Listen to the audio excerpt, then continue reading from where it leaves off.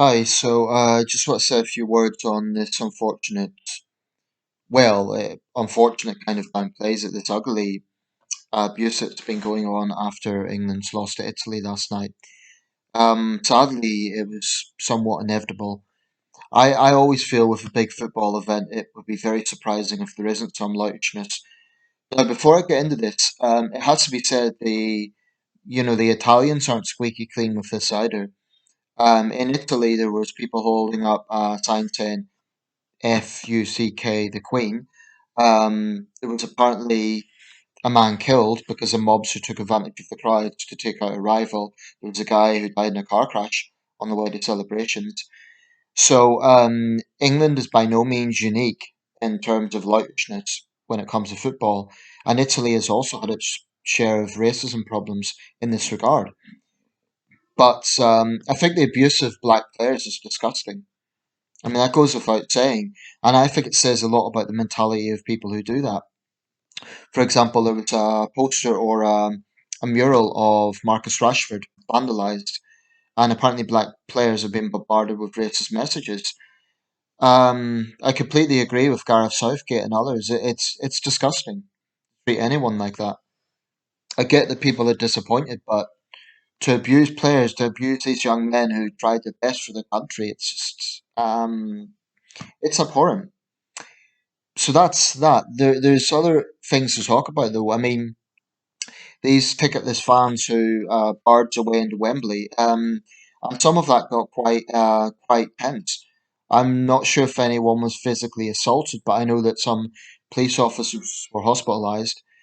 Um, if they didn't have tickets, then that suggests they were just they kind of were kind of using strength of numbers, and it was opportunism, and it was kind of mass, like almost mob mentality.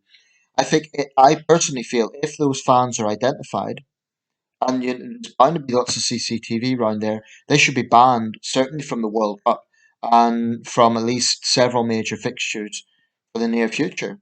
Because by barging in that way, they were creating a major safety issue. One player left, not an England player, but a Premiership player actually left the building saying safety comes first. Forget who the guy was, but he was interviewed on the news earlier. I mean, in a worst case scenario, that could have been another Hillsborough, and that might sound like an exaggeration, but if and I know Wembley's the biggest stadium in the country; it's a huge capacity, 90,000.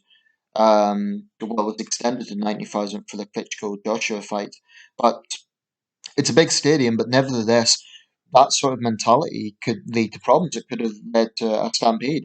Could have led to anything. So I do think there should be a very hard line punishment against those idiots.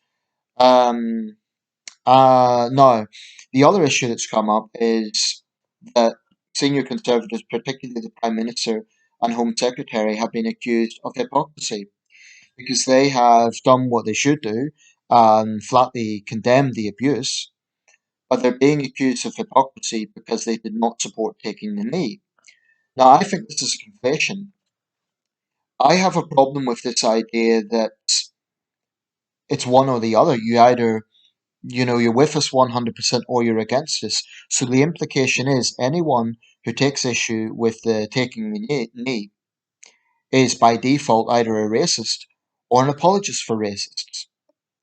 But I think that taking the knee, it's true it wasn't invented by Black Lives Matter. It goes back actually to the civil rights era. But it is an American import. This is not something that was widely done in Britain.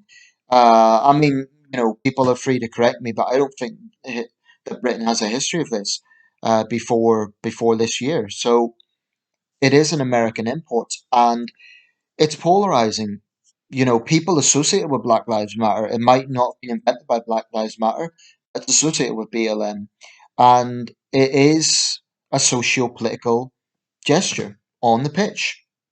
Now, football has done other things to combat racism, show racism the red card, and that had fair success, I believe.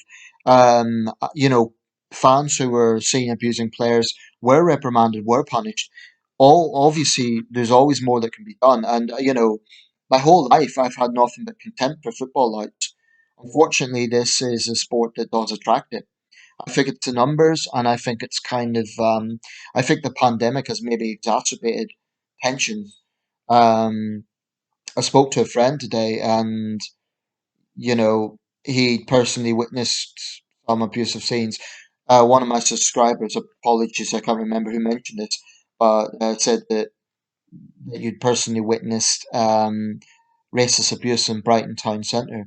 The fact of the matter is, we do have a contingent of fans in this country who are just obnoxious yobs. They just have this jingoistic, I would say actually lack of self control. Um, because they seem to think that a sporting event is an excuse to behave like animals. No sporting event is worth that. I don't care if it's a World Cup.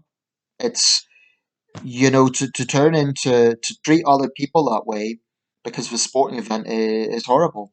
But I also think that there are people taking advantage of the Starmer has, laid into the Prime Minister. I think that's quite cheap partisan point scoring because here's the thing: Boris Johnson actually did encourage people not to boo, and he encouraged people to fully support the team. So for people to now smear the Prime Minister and say he's somehow encouraging the racist abuse, I think is a baseless claim. The same with the Home Secretary. Neither Johnson or Patel have in any way condoned racist abuse, and they have condemned it very clearly. I think the problem is there are some people, left wing commentators, some footballers, some people in the football world who think that they should absolutely endorse taking the knee. I disagree with that. Taking the knee, whatever way you argue it, is a socio political gesture. Or if it's not a gesture, then what is it? Gesture might be the wrong word. Let's call it symbolism. That's what it is. It's socio-political. So, to basically say you either support this 100%, otherwise you're a racist or a racist enabler, I think is incredibly reductive thinking. I think it's very unfair. I think it's perfectly compatible to condemn racist abuse, and I think the people responsible should be charged. But, to conflate that with then saying if you don't support this taking the knee, then you're part of the problem. I think it's just incredibly, actually, it's manipulative. Um, and I think it's because if you say that taking the knee has a place, then in theory, any socio-political symbolism has a place. I certainly think that black players have a right to defend themselves and maybe promote some sort of campaign against racism. Just not sure that taking the knee is the best option. I think football's, the FA's Show Racism the Red Card was a fairly successful campaign. Not perfect, obviously, because there's still racist lights out there. But I certainly don't think taking the knee will change the mindset of those racist lights. I'm not sure it will actually change anything. Let me know your thoughts.